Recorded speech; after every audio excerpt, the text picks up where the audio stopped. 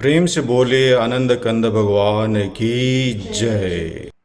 गुरुर ब्रह्मा गुरुर्विष्णु गुरुर्देव महेश्वरा गुरुर्साक्षात् परं ब्रह्म तस्मै श्री गुरुवे नमः।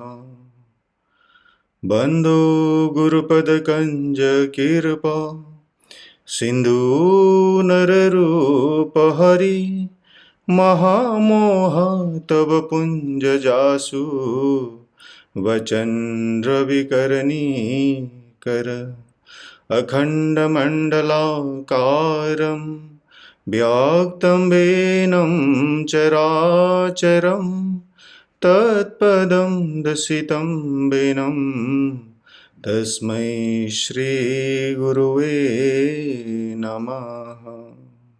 प्रेम से बोलिए श्री सद्गुरुदेव महाराज की जय। जग जननी श्री माता जी की जय। परम संत श्री हंस जी महाराज की जय। सभी पूजनीय सतमाताओं की जय। मानव धर्म की जय। आज के इस यूवी वीकली सत्संग में उपस्थित हमारे पूजनीय संत महात्मागण, प्रेमीगण एवं जिज्ञासु सभी को स्वागत और मेरा सादर जय श्री सच्चिदानंद। हर एक सप्ताह की तरह आज भी हम लोग सत्संग में गोता लगाने के लिए उपस्थित हुए हैं। जैसे आपको मालूम है अभी ये पेंडेमिक चल रहा है, तो हमारे जो लाइफ स्टाइल है चेंज हो गया है हर एक तरह से।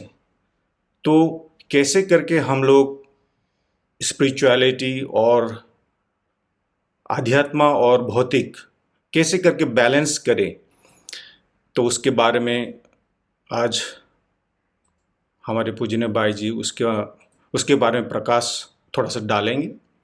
तो ज़्यादा विलम्ब न करते हुए आज के कार्यक्रम को शुरू करते हैं गुरु वंदना और एक भजन से। तो मैं प्रियंका खाती जी जो हमारे कालिम्पोंग से हैं उनको मैं अनुरोध करता हूं अपना गुरु वंदना और भजन प्रस्तुत करने के लिए। प्रेम से बोलिए श्री सद्गुरुदेव महाराज की जय। परम मार्ग जगजननी श्री माता जी की जय।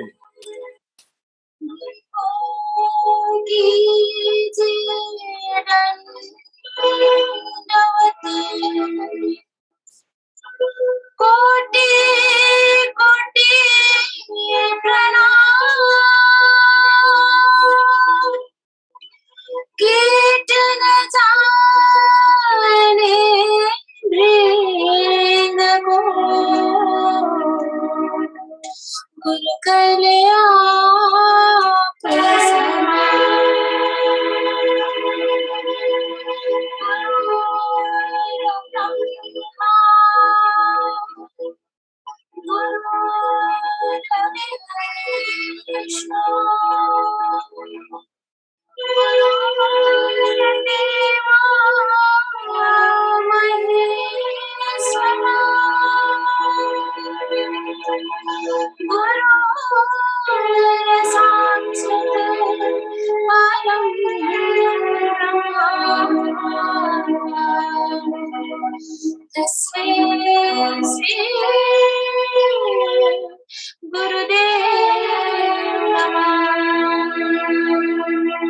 बोले सद्गुरुदेव महाराज की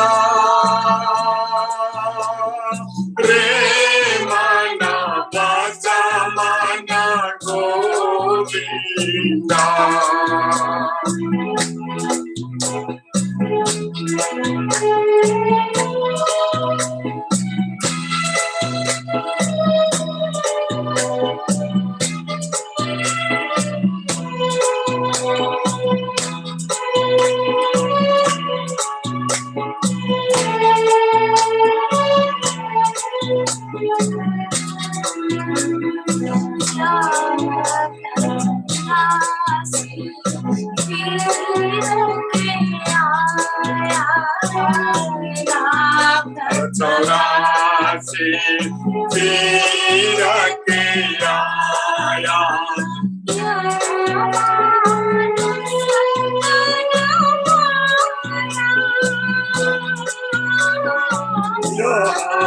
मनुष्य बना पाया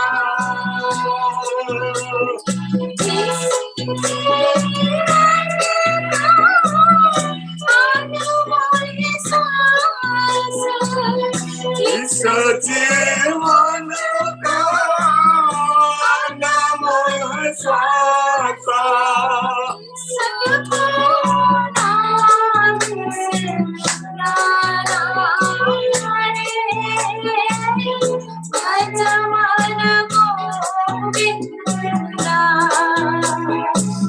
भजमाना गोविंदा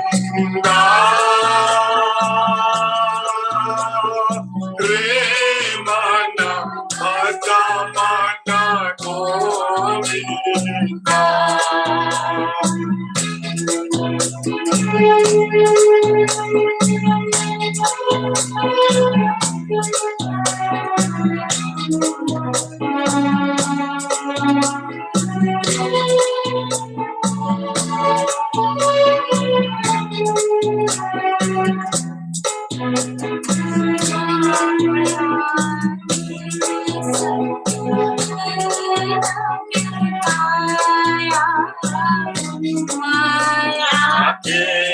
संग कीन बिताया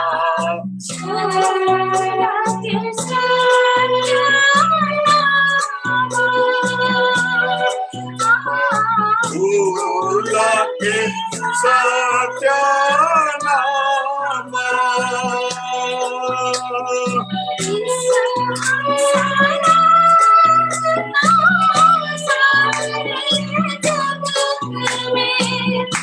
इस हंस नाम में सारा है जग में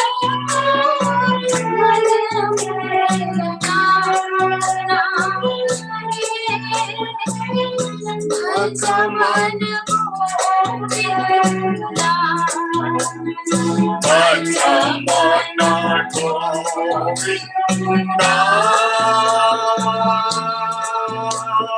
रे मन भजमाना गोविंदा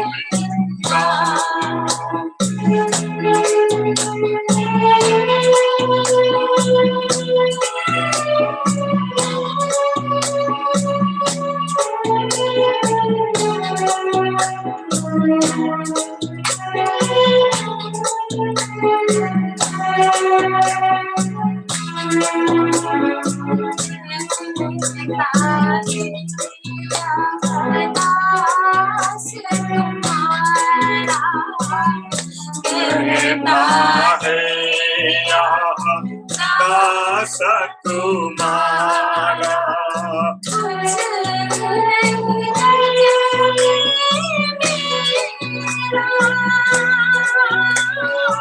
कुछ नहीं जग में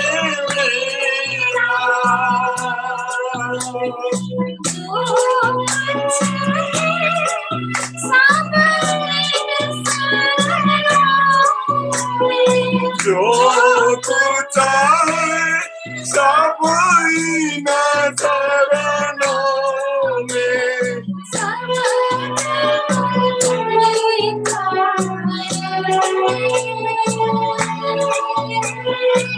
भजमाना गोविंदा भजमाना गोविंदा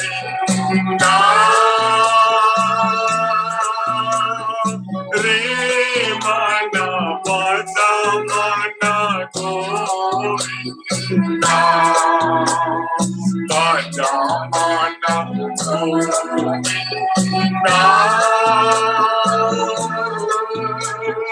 रे मन भजमाना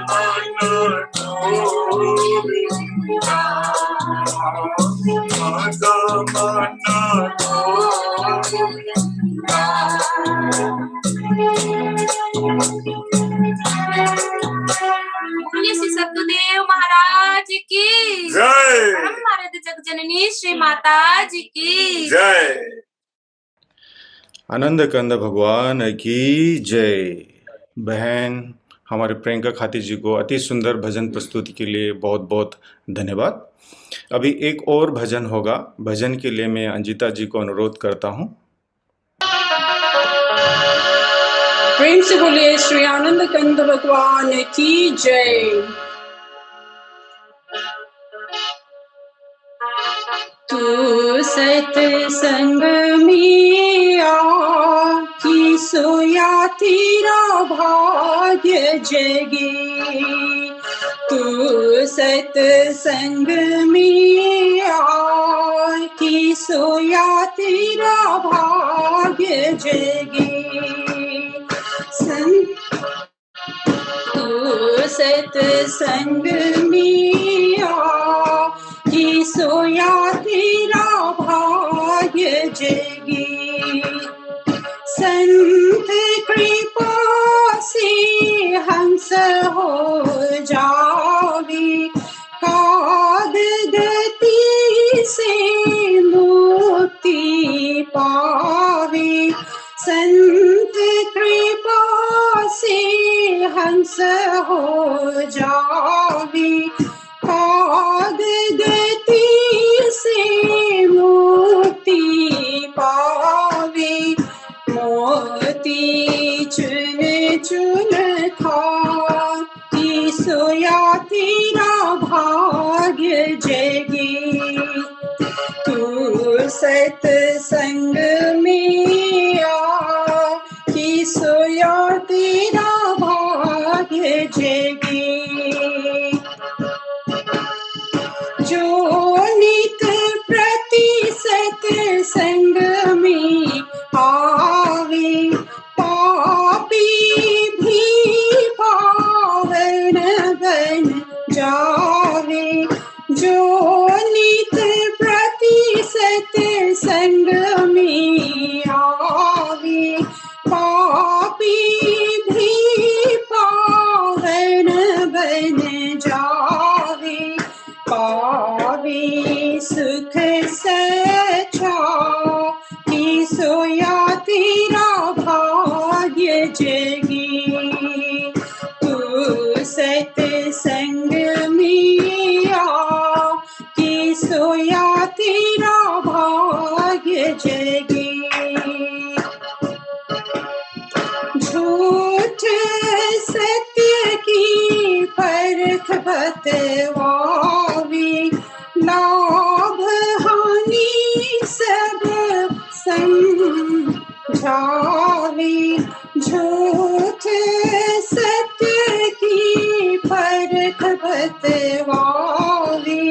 लाभ और हानि सब समझावे। मार्ग दिय बता कि सोया तेरा भाग्य जगे। तू सत्संग में आकी सोया तेरा भाग्य जगे। प्रेमी सजनो भूल न जाना। सत्संग से तुम भी प्रेम बढ़ाना। प्रेमी सजनो भूल न जाना। सत्संग से तुम प्रेम बढ़ाना। ये जीवन का सार की सोया तेरा भाग्य जगे। तू सत्संग में आकी सोया तेरा भाग्य जगे। बड़े भाग्य मानुष तन पावा। सुर दुर्लभ सद ग्रंथ न गावा। बड़े भाग्य से मनुष्य तन पावा। सुर दुर्लभ सद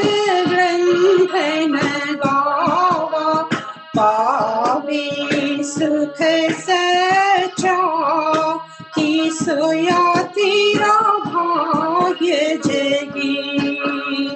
तू सत्संग में आकी सोया तेरा भाग्य जगी।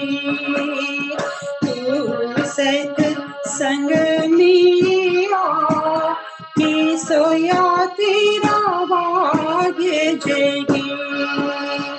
श्री आनंद कंद भगवान की जय। आनंद कंद भगवान की जय। अंजिता जी को अति सुंदर भजन प्रस्तुत करने के लिए बहुत बहुत धन्यवाद।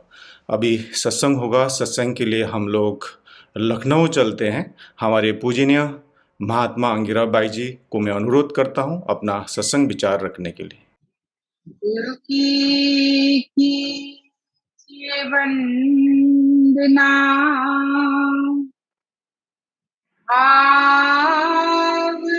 बारंबार नाम की नौका से किया जिसने भव से पास। तीन लोक नौखंड में सतगुरु ने फेंकी डोर। ना पर हंसा ना चढ़े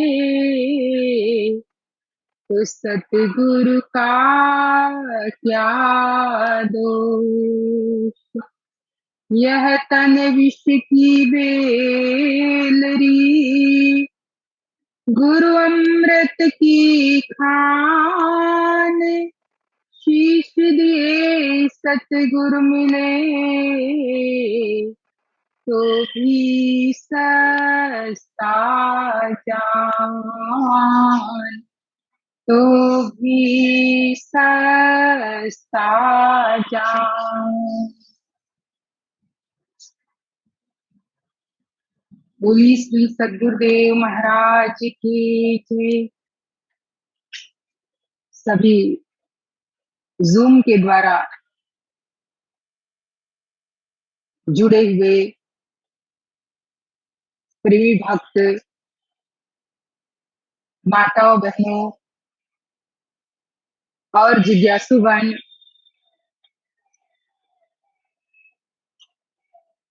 ये हम सभी लोगों का सौभाग्य है कि हर शुक्रवार को हमें ये सत्संग उपलब्ध हो रहा है।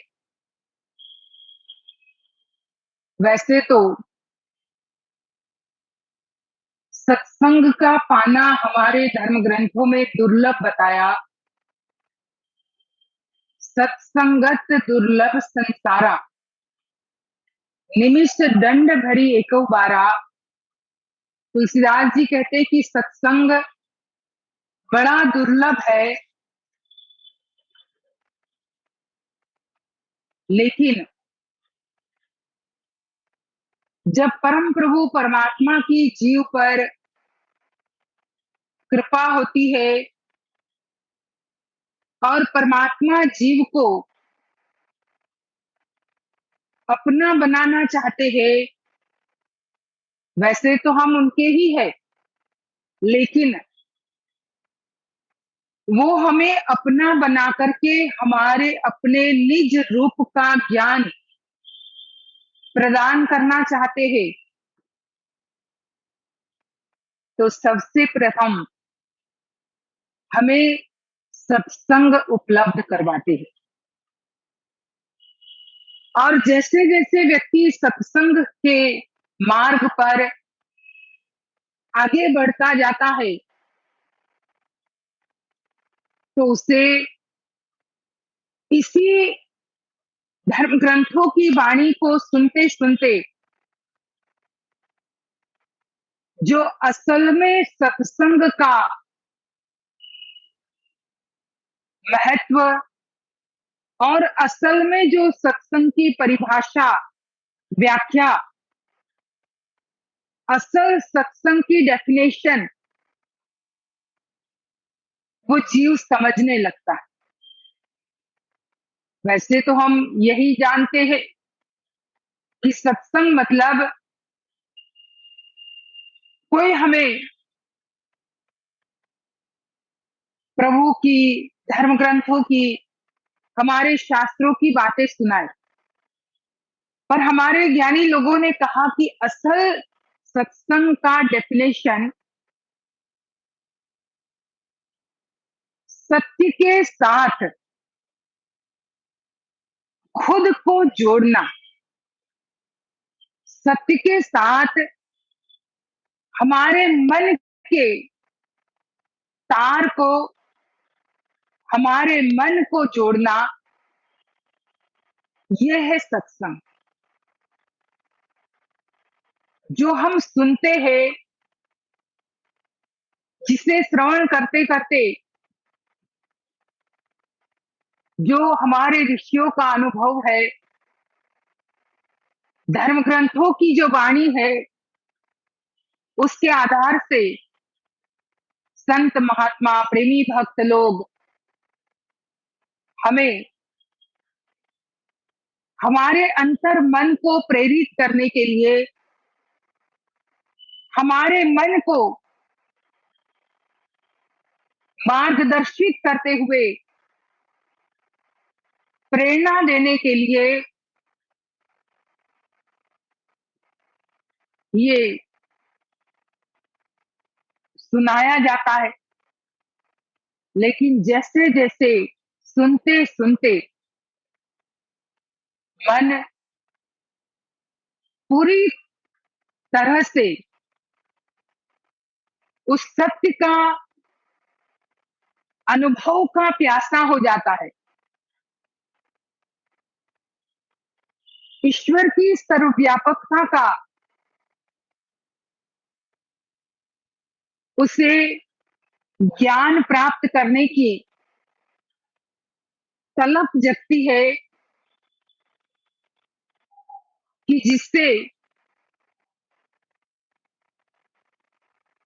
वो सर्वव्यापक प्रभु का दर्शन हो जाए, जिसके लिए कहा गर तलब है यार के दीदार की, बन के चाकर पड़े रहो उस पीर के दरबार की। जो बात दवा से हो न सके, वो बात दुआ से होती है। जब कामिल मुर्शिद मिलते हैं तो बात खुदा से होती है। जब ऐसी तलब लगती है, जब कहा गर तलब है यार के दीदार की, यहाँ यार परमात्मा को माना गया। यहाँ पर उस प्रभु की दिव्य शक्ति को यार के रूप में माना गया कि उनके दर्शन की अगर तलब है तो फिर कामिल मुर्शिद के पास व्यक्ति पहुंच जाता है, उनकी खोज करता है। पर ये तलब जगाने के लिए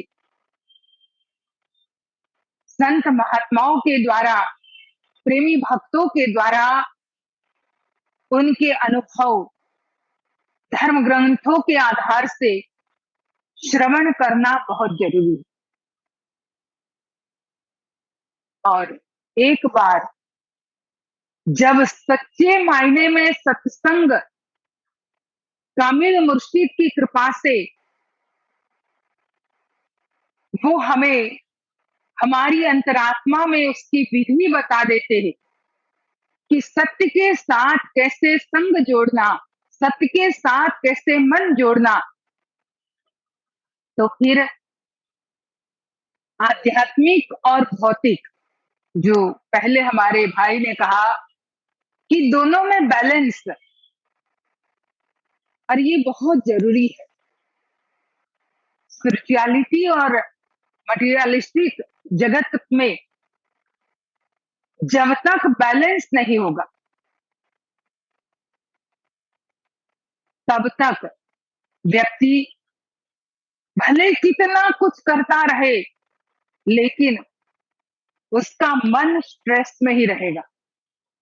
अगर दोनों का बैलेंस होगा तो आप तनाव मुक्त हो जाओगे। यही बात तो योग वशिष्ठ महारामायण में प्रभु राम ने कही कि व्यक्ति भौतिक जगत में इतना ज्यादा उसकी अनित्यता में अपने मन को लगा देता है कि जिसके कारण वो हमेशा तनाव में रहता है, वो हमेशा भ्रम में रहता है, खेद में रहता है। ये सब वर्ड्स योग वशिष्ठ महारामायण में प्रभु राम के द्वारा यूज किए गए, और ये हकीकत है। जब तक दोनों का हमें समन्वय समझ में नहीं आएगा, तब तक तनाव रहेगा ही। अब दोनों का समन्वय कैसे हम समझे? जो अध्यात्म है, वैसे तो अध्यात्म टोटली अंतर जगत का, इनर वर्ल्ड का विषय है, और मटेरियलिस्टिक जगत वो तो आउटर जगत है।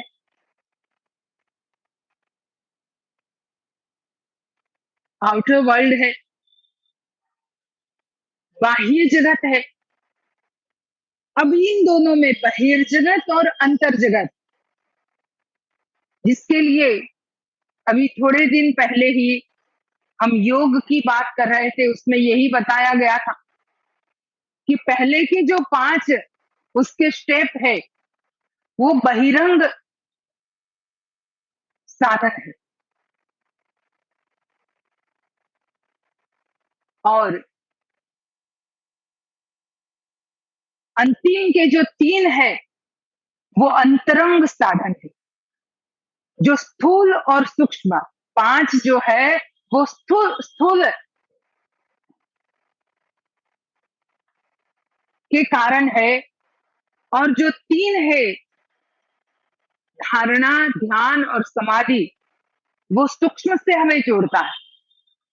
सूक्ष्म शरीर के से संबंध रखता है, वो स्थूल शरीर से संबंध रखता है। अब ये स्थूल शरीर से ही तो बहिर्जगत हम फील कर रहे हैं, स्थूल शरीर से ही तो ये मटेरियल वर्ल्ड में हम हर कार्य कर रहे हैं। ये स्थूल शरीर के होते ही हमें ये भौतिक जगत के, मटेरियल वर्ल्ड के हर सुख दुख असर करते हैं। तो अब उसको बैलेंस करने के लिए सबसे पहले तो हमें अपने इंद्रियों को, गीता में भगवान श्री कृष्ण ने अर्जुन को कहा है कि हे अर्जुन, सर्वप्रथम तू अपनी 10 इंद्रियों को अपने वश में कर। इंद्रियों के बाद तब जाकर के तू मन के बारे में सोच। और जब तेरी इंद्रिया और मन, ये 11 चीज, ये भी अभी तक स्थूल में ही है, जब ये तेरे कंट्रोल में होगा, इसे तू थोड़ा ट्रेन कर देगा, इसे तू अपने हिसाब से फ्लेक्सिबल कर देगा, तो तब फिर 12वीं जो बुद्धि है, ये हमारा और तेरे वश में हो जाएगी, कि जिसके कारण तू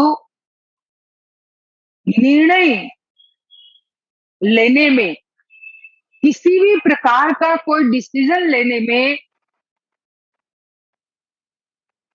डगमगाएगा नहीं।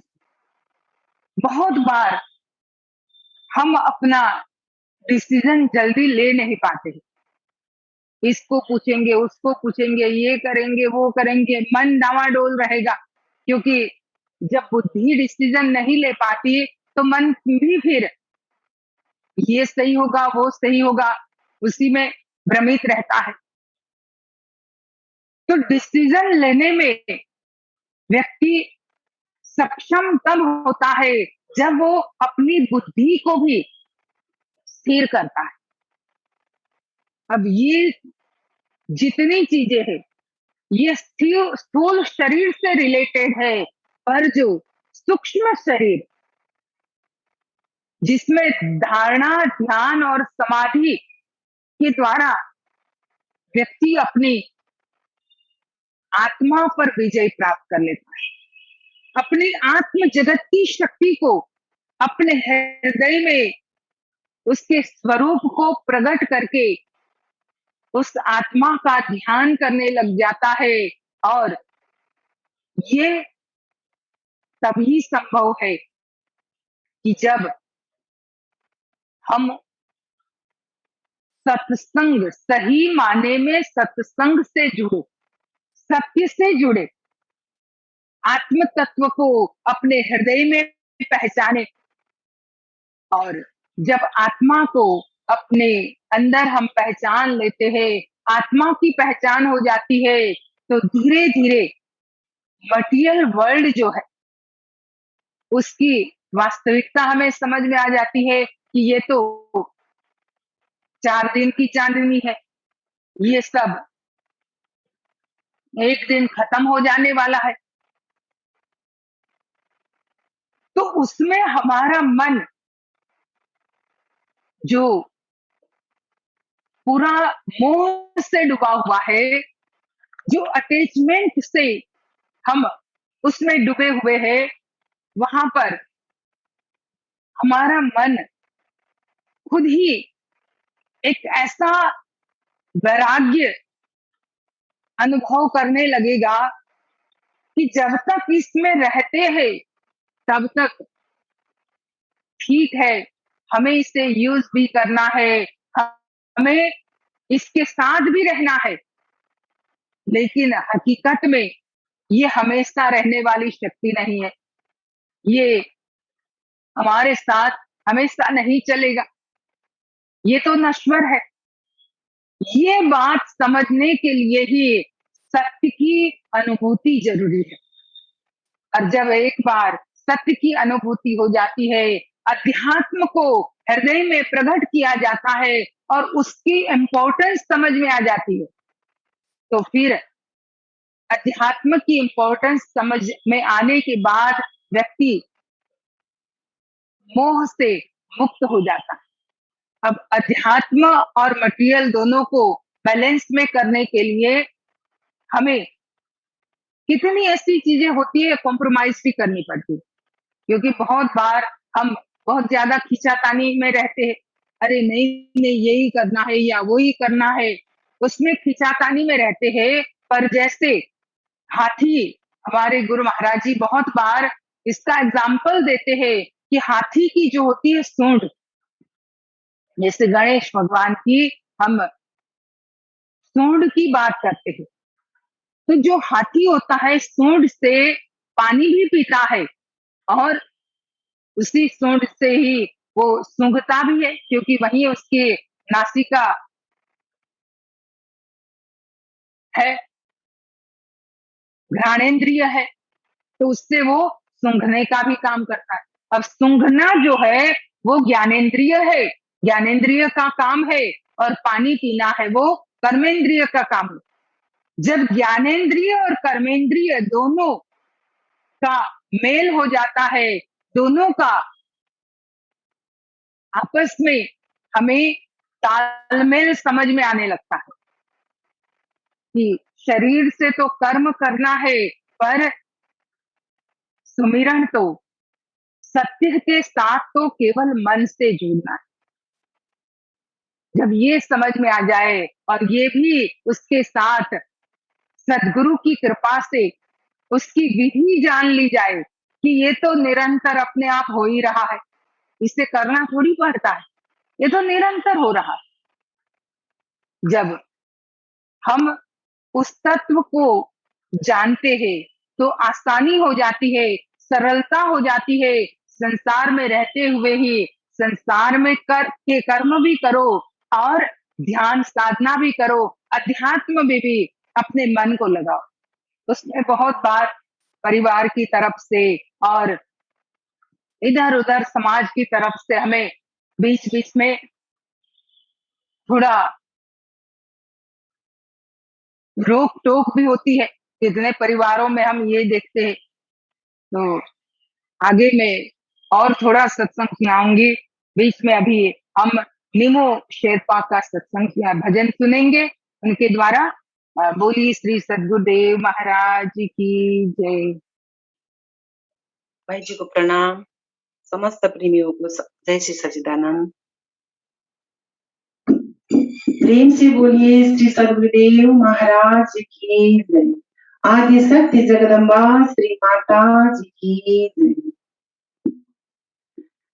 दया की नजरों से देख मुझको, दया की नजरों से देख मुझको, मैं नाथ तेरी शरण में आयो, मैं नाथ तेरी शरण में आयो। दया की नजरों से देख मुझको, दया की नजरों से देख मुझको, मैं नाथ तेरी शरण में आयो, मैं नाथ तेरी शरण में आयो। समस्त दुनिया का एक मालिक तू ही है, पालक चराचरों का। बना है तेरा जगत तमाशा, बना है तेरा जगत तमाशा, मैं देख करके तुझे भुलायो, मैं देख करके तुझे भुलायो। दया की नजरों से देख मुझको, मैं नाथ तेरी शरण में आयो, मैं नाथ तेरी शरण में आयो। संसार सागर गंभीर पानी, नजर ना आए मुझे किनारा। संसार सागर गंभीर पानी, नजर ना आए मुझे किनारा। न संग साथी सहायकारी, न संग साथी सहायकारी, मैं बीच लहरों के हूँ डूबायो, मैं बीच लहरों के हूँ डूबायो। दया की नजरों से देख मुझको, मैं नाथ तेरी शरण में आयो, मैं नाथ तेरी शरण में आयो। बिछा है माया का जाल भारी, न कोई निकलन की है दुआ। बिछा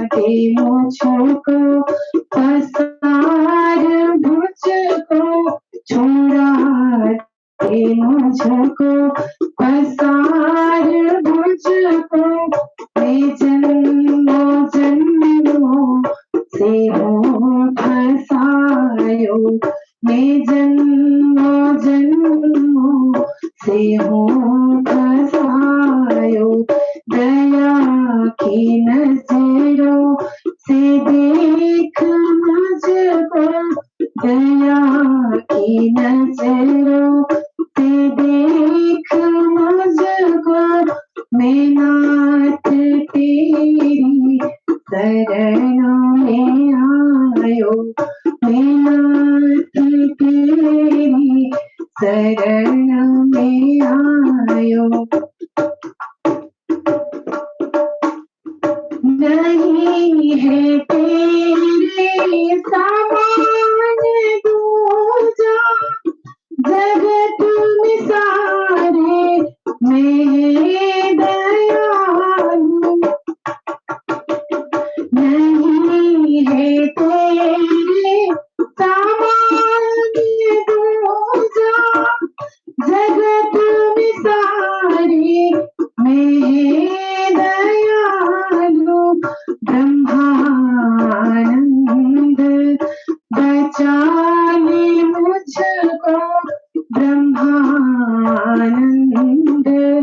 बचा ले मुझको मैं काल चक्र से हूँ डरायो मैं काल चक्र से हूँ डरायो दया की नजरों से देख मुझको दया की नजरों से देख मुझको मैं नाथ तेरी शरण में आयो मैं नाथ तेरी शरण में आयो मैं नाथ तेरी शरण में आयो बोले श्री सद्गुरुदेव भगवान की आदि शक्ति जगदम्बा श्री माता जी की धन्यवाद। प्रेमी सजनों,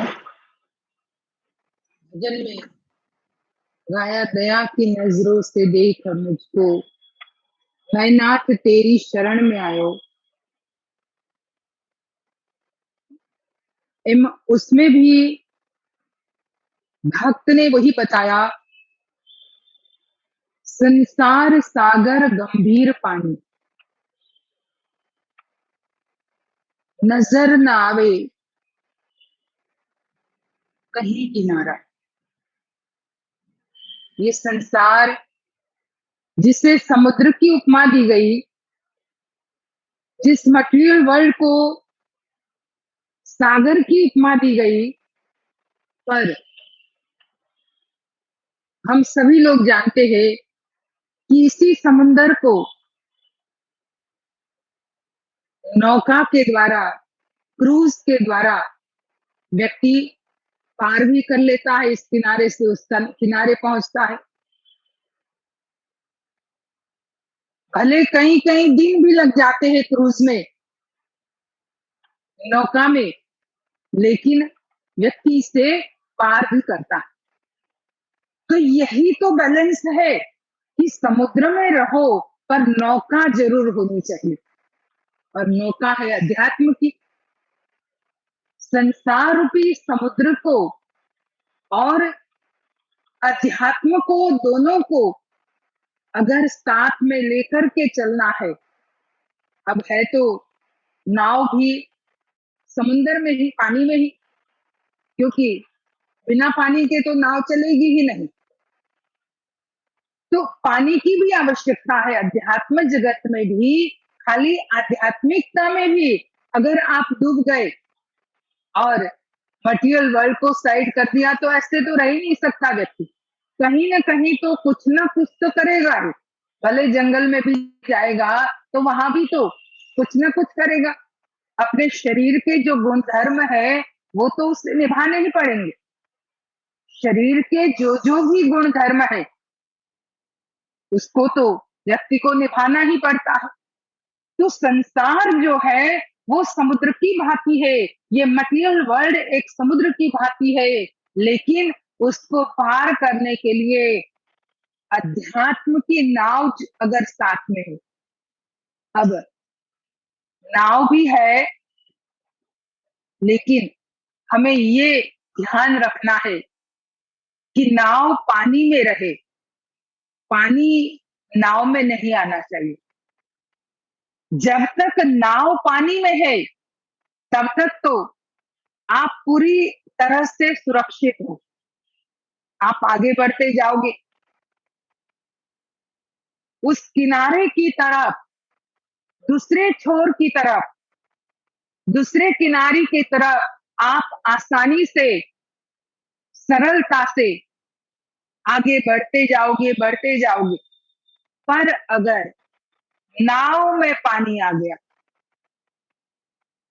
पानी में नाव है तब तक ठीक है, लेकिन नाव में पानी नहीं आना चाहिए। जैसे ही नाव में पानी घुसा तो वहां पर वो खतरे की निशानी है। इसी तरह से अध्यात्म एक ऐसी नाव है जो अपने आप में हमें भाव पार कराती है, हमें उस किनारे ले जाती है। लेकिन अध्यात्म के अंदर, उसमें रहो, संसार में रहो, पानी में ही रहो, लेकिन वो माया रूपी पानी, मटेरियलिस्टिक पानी इस नाव में अंदर घुसना नहीं चाहिए। मन को उससे ऊपर रखना है। अगर आपकी नाव उससे ऊपर है, नाव उससे बची हुई है, तो हमेशा आप बैलेंस्ड लाइफ जी सकते हो, उसमें रहते हुए भी आगे बढ़ सकते हो। और इसका ध्यान तभी हो सकता है जब हम समय समय पर नाव की तरफ अपना पूरा ध्यान लगाए, नाव को देखते रहे। जैसे नाविक होता है, अपनी नाव को समय समय पर देखता रहता है, पूरी तरह से उसको चेक करता है। अगर कुछ इधर उधर हुआ तो मरम्मत करता है पानी में ले जाने से पहले। इसी तरह से हमें भी अपनी इस अध्यात्म रूपी नाव को समय समय पर देखते रहना। और समय समय पर देखना मतलब उसका ध्यान लगाना, उसमें ध्यान लगाना। जब हमारा मन उसमें लगा रहता है तो ये नाव हमेशा छेद रहित रहेगी, जिसमें संसार का पानी अंदर नहीं जाएगा। आप रहोगे पानी में पर अंदर नहीं जाएगा, क्योंकि संसार का पानी तो कितनी बार उछलेगा, हमें थोड़ा डराएगा भी। कितने ऐसे लोग होते हैं, घर परिवार में इतना परेशानी होती है और परिवार के लोग जो पानी की तरह है वो उछलते हैं हमारी नाव के अंदर, अध्यात्म की नाव में अपना पानी भरने के लिए, कि जिससे ये नाव डूब जाए। पर ऐसे में अगर कुशल नाविक है और नाव को पूरी तन्मयता से उसकी सुरक्षा करता है, तो एक भी बूंद इसके अंदर नहीं आएगा। दोनों का अभी यहाँ मैं लखनऊ में आई हूँ, हमारे यहाँ एक प्रेमी रोज सुबह शाम दोनों टाइम आते हैं। सुबह आते हैं 8 बजे आ जाते हैं, पूरा आश्रम में झाड़ू लगाते हैं और पानी वानी बगीचे में सब जगह वो डालते, जब से रिटायर हुए हैं तब से। और शाम को भी आरती के टाइम में आते हैं। आज मैंने उनकी कहानी सुनी, कहने लगे कि घर में पत्नी एकदम विपरीत दिशा में चलते थे, वो बिल्कुल रोकते हैं। और मैंने तो बोल दिया है कि सुबह शाम तो मैं भोग के पाने ही चला जाता हूँ और थोड़ा सा आश्रम में चला जाता हूँ दर्शन करने के लिए। अब एक दिन उसकी, क्योंकि घर बहुत दूर नहीं है, तो उसकी पत्नी यहाँ से गुजरती होगी, तो उसने देख लिया कि तो आश्रम में झाड़ू लगाता है। उसने दूसरे ही दिन उसे बोल दिया कि आज से पूरे घर में आप झाड़ू लगाओगे, जब आप वहां लगाते हो तो यहाँ भी आपको ही लगाना होगा। और पूरे घर की सफाई वो करके तब आता है। कहने लगा कि ये, मैंने कहा ठीक है चलो, गुरु महाराज जी ने यहाँ करके आपको ट्रेनिंग दे दी है, तो आप वहां भी कर सकते हो। उसको भी आश्रम समझ करके, अपना मंदिर समझ, घर मंदिर ही तो होता है, मंदिर समझ करके उसको भी साफ साफ कर दो। तो ये है बैलेंस, कि अपने आप को जैसे भी हो, पर अपना अध्यात्म की नाव वैसी की वैसी रहे। दुनिया के लोग तो हमें रोकते हैं, टोकते भी है, कितनी बाधाएं उत्पन्न करते हैं। क्या प्रहलाद को बाधा नहीं आई? मीरा को बाधा नहीं आई? विघ्न उनको बहुत आए। उसके अपने खुद के परिवार से ही तो, उसके खुद के पिता ने उन्हें रोका ही नहीं, खाली अरे मारने की कोशिश की।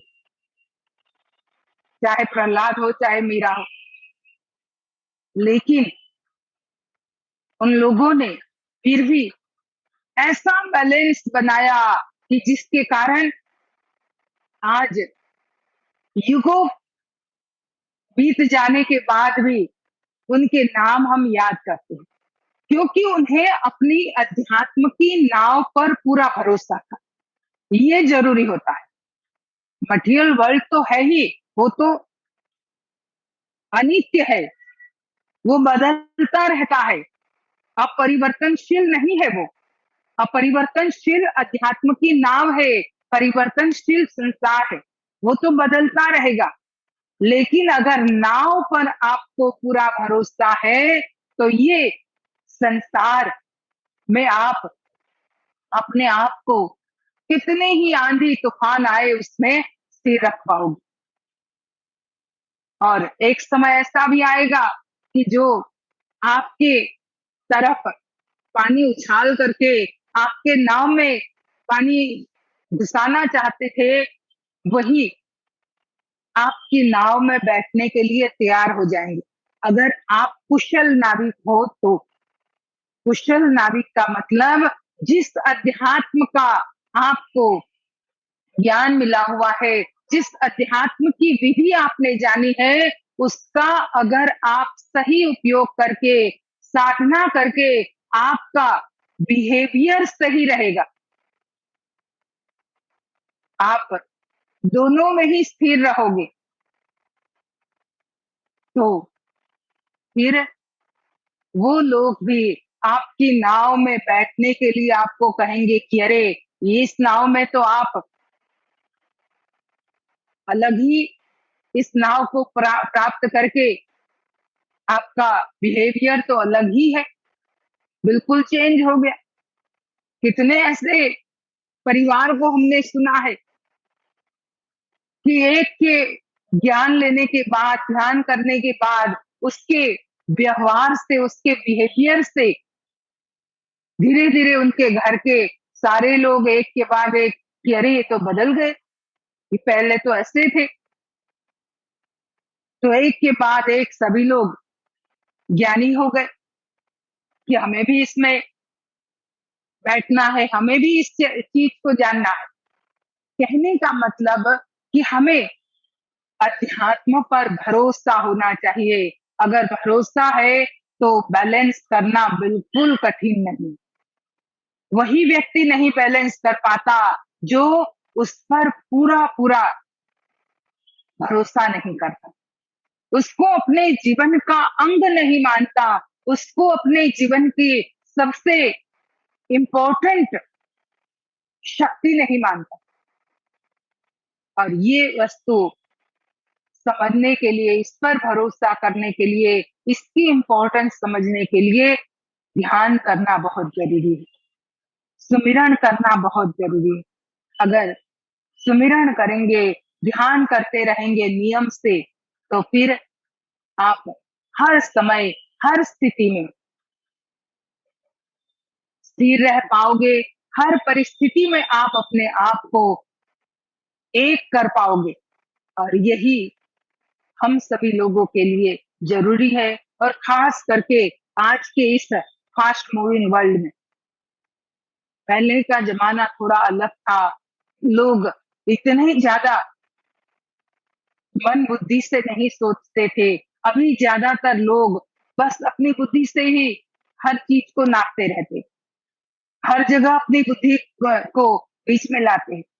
और टेक्नोलॉजी इतनी बढ़ गई है, इतना फास्ट व्यक्ति भाग रहा है, मन इतना भाग रहा है, इसमें थोड़ा थोड़ी हमारी परीक्षा तो है, लेकिन ऐसे में भी अगर आप ध्यान अच्छी तरह से करते हो, जो हमें विधि बताई है उसका पालन करते हुए सुमिरन नित्य नियम से करते हो, तो ये कठिन नहीं है। तो यही मैं कहूंगी कि बैलेंस लाइफ तो होनी ही चाहिए। तो आप लोग अवश्य उस पर विचार करें और खूब खूब ध्यान साधना करें, सुमिरन करें और अपने मनुष्य जीवन को धन्य बनाए।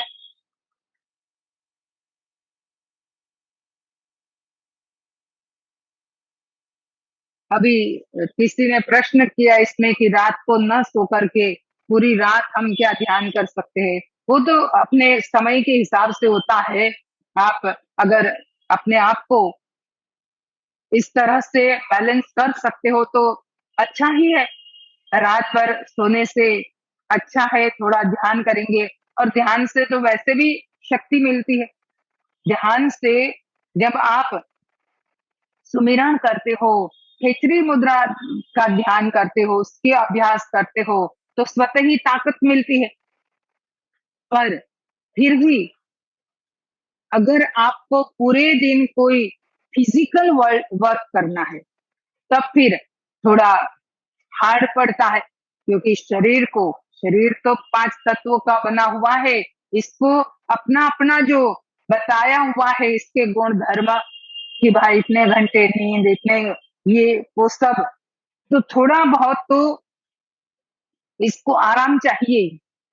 पर अगर आप उसको भी ट्रेन करके कर सकते हो तो बहुत अच्छी बात है। न सो करके आप ध्यान करो, फिर ऐसा ना हो कि आप जब काम पे जाओ तो जॉब पर वहां जाकर के सो जाओ, तो वो आपका बिगड़ेगा। तो उसमें आपको अपने आप को थोड़ा सा ट्रेन करना पड़ेगा, और उस तरह से कभी भी ध्यान कर सकते हैं। ध्यान का कोई पर्टिकुलर समय नहीं होता, ध्यान कभी भी किया जा सकता है। रात को भी किया जा सकता है, सुबह भी किया जा सकता है। दिन में अगर आपका वैसी शिफ्ट है तो दिन में करो। कितनी जगह लोगों की शिफ्ट रात की होती है, अब रात भर काम करते हैं तो वो फिर दिन में ध्यान कर लेते हैं। तो ध्यान का अपना कोई ऐसा पर्टिकुलर समय नहीं होता, पर नियम से करना चाहिए, ये बहुत जरूरी होता है। Thank you very much. बोली श्री सद्गुरुदेव महाराज की जय। आदि शक्ति जगत जननी श्री माता जी की जय। आनंद कंद भगवान की जय। हमारे पूजनीय महात्मा अंगिराबाई जी को अति सुंदर एग्जाम्पल देते हुए कैसे हमको मेटेरियलिस्टिक और भौतिक और स्पिरिचुअलिटी को कैसे करके बैलेंस करना है उसके बारे में आपने बताया। बहुत बहुत धन्यवाद भाई जी आपको। अब छोटी सी सूचना है, 2 सूचना है। जैसे नेक्स्ट वीक 23 फ्राइडे हम लोग गुरु पूजा मनाने जा रहे हैं, तो नेक्स्ट वीक का प्रोग्राम थोड़ा सा लंबा होगा, 1.5 आवर होगा, क्योंकि हम लोग अंगिरा भाई जी के साथ में दूसरे अनुभवी संत महात्माओं को भी हम लोग ने निमंत्रण किया हुआ है।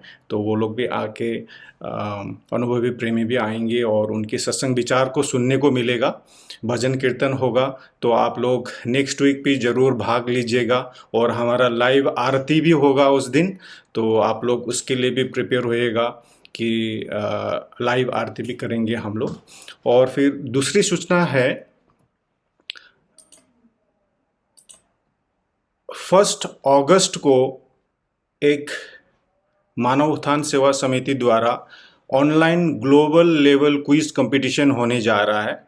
इसका 2 ग्रुप है, जूनियर ग्रुप और सीनियर ग्रुप। जूनियर ग्रुप में 12 से लेके 15 साल के बच्चे लोग भाग ले सकते हैं और सीनियर ग्रुप में 16 to 30 इयर्स का कोई भी भाग ले सकता है। अगर दुबई में, यूएई में कोई इंटरेस्टेड है तो वो हम लोगों को डायरेक्टली संपर्क यहाँ पे कर सकता है, मुझे कर सकता है या प्रकाश भाई को कर सकते हैं कि हम लोग आपके जो नाम है वो रजिस्ट्रेशन करके आपको लिंक देंगे। अगर दुबई से बाहर है, जैसे नेपाल में है, इंडिया में है, भूटान में है, वो लोग तो डायरेक्ट इसके लिंक पे जाके आप लोग रजिस्ट्रेशन कर सकते हैं। लेकिन इंडिया, भूटान और नेपाल के बाहर जो है वो लोग जो लोकल कोऑर्डिनेटर हैं उनके साथ आपको संपर्क करना पड़ेगा। सो दुबई में मुझे और प्रकाश भाई को आप लोग संपर्क कर सकते हैं रजिस्ट्रेशन के लिए। बहुत बहुत धन्यवाद।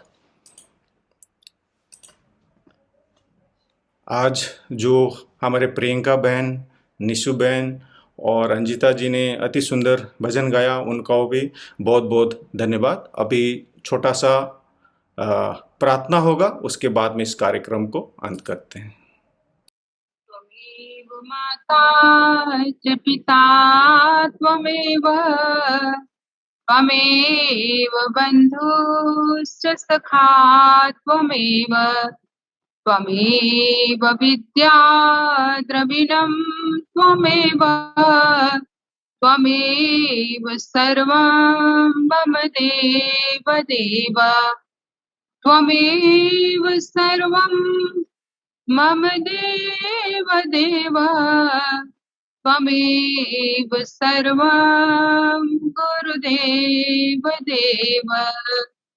भक्तिदान मोहि दीजिए गुरुदेवन के देव, और नहीं कछु चाहिए निश दिन चरणन से।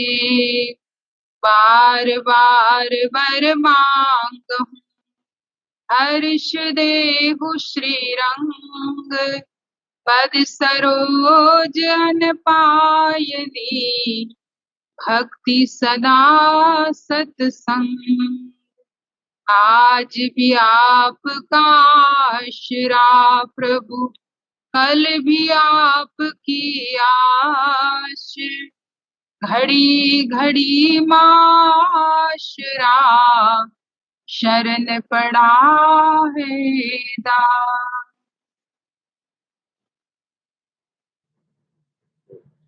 हे मेरे नाथ, हे मेरे नाथ, आप अपनी सुधामयी सर्वसमर्थ सर्वसमर्थ पतित पावनी अहेतों की कृपा से अहेतु की कृपा से मानव मात्र के हृदय में विश्व बंधुत्व एवं विश्व शांति की उदार भावनाओं को जागृत करे, जिससे वे सुख दुख के बंधन से मुक्त होकर आपके पवित्र प्रेम का आस्वादन कर कृतकृत हो जाए, धन्य हो जाए। प्रेम से बोलिए श्री सत्यदेव महाराज की जय। जगतजननी श्री माता जी की जय। परम संत श्री हंस जी महाराज की जय। सभी महान दिव्य विभूतियों की जय। सभी महात्मा बाई जी की जय। साचे दरबार की